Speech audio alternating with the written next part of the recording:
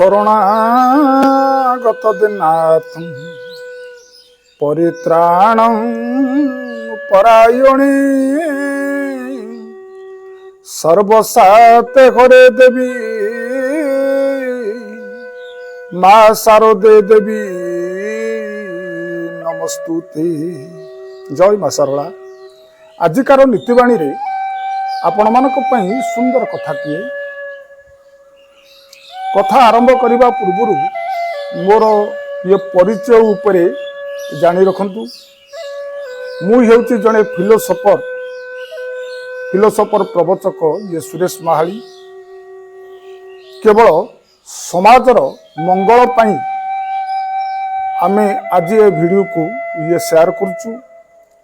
आपण मानकु जदि मोर ये नीतिवाणी भल लगुथबो आपण माने गोटे लाइक करी सब्सक्राइब कर दियंतु एवं अन्य मानकु ये शेयर कले समाजर मंगल हम। आसंतु नीतिवाणी आरंभ करिया पूर्व सुंदर कथाटिए। गोटे नगरी रे सेठजी ये रोहतांती। सेठजी गोटे मंदिरटिए ये निर्माण करिथांती। से मंदिर रे सेवा करिवा पई गोटे ब्राह्मण नियुक्ति था। किंतु सेठजी मंदिर ये निर्माण करिसंती सत, किंतु हेले से जने अधार्मिक। ता जीवन रे से काहाकू ये दान धर्म भी दिएनी। जीवन मध्य रे परकु ठकी से धन उपार्जन करे। अन्य मानक आखिरे भी से लुह भी दिए। किंतु ब्राह्मण जनक थिला महान ज्ञानी। मंदिर रे दिन रे गीता पाठ करे, राति रे भागवत पठन करे एवं संध्या हेले ग्रामर लोक माने आसिले ब्राह्मण भागवत पढ़ी से मानकु सुनाए। दिनकर कथा सेठजी आउ ब्राह्मण दुई जन जाक गोटे सहर को जाउथांती। सहर को जीवा समय रे गोटे ये नदीटीए पड़िला। से नदी रे डंगारे पार हेकी ब्राह्मण आउ सेठजी ये जाउथांती। किंतु सही समय रे गोटे मेघटीए कोउटी थला ये माड़ी आसिला एवं ये पवन दउथाए। कला मेघ एभली भाव में माड़ी आसिला जाकि प्रबल भाव में वर्षा भी हैला। सेही वर्षा रे एवं ये पवन रे डंगा दोहली दोहली दोहली दोहली शेष रे डूबी गला। ब्राह्मणटी मरीगला एवं सेठजी मरीगला। मरी जिबा परे जमगण ये देवगण माने आसीचंती। ब्राह्मण ये चिंता करुची देवगण माने आसुचंती मोते बोते बैकुंठपुर को नबा पाई। किंतु देवगण माने गले सेठजी निकट को। जम लोक माने आसिले ये ब्राह्मण निकट को।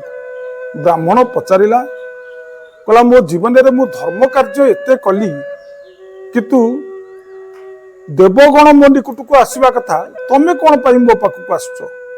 जमगण माने कहले जम राजांकर आदेश अछि आमे तमको नबु एवं देवगण मानकर आदेश अछि से सेठजी की नेबे। एई समय रे ब्राह्मण कहला ठीक अछि तम ये प्रभु को विष्णु को एठी डकाओ आमे जीव। भगवान विष्णु सेठी आसी पहुंचले। ब्राह्मण ये पाद तले पड़ीगला कहला प्रभु मो जीवन रे मु अनेक ये धर्म कार्य करिची, गीता पठन करिची, भागवत पठन करिची एवं तुमको सदा सर्वदा ये पूजा अर्चना करिची, किंतु मु जमपुर को किबळी भाव में जीवी। प्रभु सेठी कहले हे ब्राह्मण तुम पेट भीतर ज्ञान थला सत्य, किंतु से ज्ञान को तुम अन्य का ये वितरण करिना। तेणु से ज्ञान था कि मूल्य केते। किंतु ये सेठजी जनकर गोटे धर्म कार्य पाई आज से बैकुंठपुर जीव ना। प्रभु कौन से धर्म कार्य कला ना ता पाखरे गोटे बुढ़ी गाईटीए थिला। से बुढ़ी गाईटी उठिबार शक्ति नथिला। से ता चाकुर को ये गाईटी की ये दान दे देइथिला। जेहेतु से गाईटी की दान देइथिबारु से आज वैकुंठपुर लाभ करिवो। तेणु आजिकार नीतिबाणी रे आमे एतिकी शिक्षा लाभ करिबा जदि गोटे गोदान आमे दान देइथिबा आम स्थान होउची वैकुंठपुर। जदि किए खाई नथिबो ताकू जदि मुठे आमे खाइबाकू देइथिबा ताहाटारु महापुण्य किछि नाही। कोनोसी देवस्थली हो बा यज्ञस्थली की हो जदि आमे किछि दान देइ देइथिबा अनेक पापू को से मध्य ये काटी दबो। सेति पई दान रे सर्व पापर मुक्ति घटी जाए। यही थिला मोर नीतिबाणी रो ये निर्जास कथा।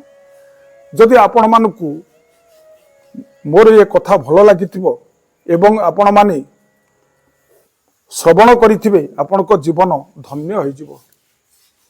आजिकार अनुचिंता